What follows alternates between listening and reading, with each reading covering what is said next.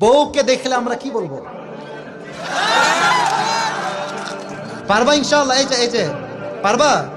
তাহলে কিন্তু ছোট বাচ্চা, ও যদি পারে সিরাজগঞ্জে ব্র্যান্ড তার প্রমাণ হয়ে যাবে যুবক ভাড়া, ঠিক কিনা বলো? আসো।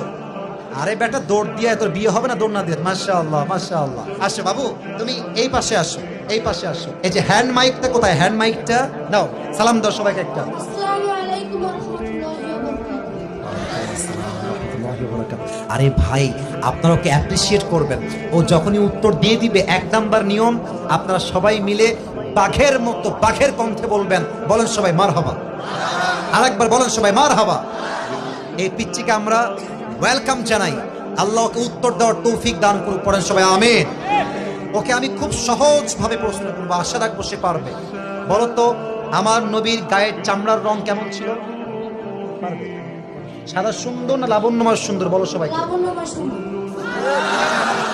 এবার বলো, আমার নবী কি দেখতে লম্বা ছিলেন, গুঠু ছিলেন, না মাঝারি গঠনের ছিলেন? মাঝারি গঠন।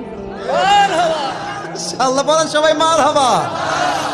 এবার বলো, আমার নবীর চেহারায় দাড়ি কি ছোট ছিল না চাপ দাড়ি ছিল? চাঁদদারি। আপনারা বলেন ও পারবে।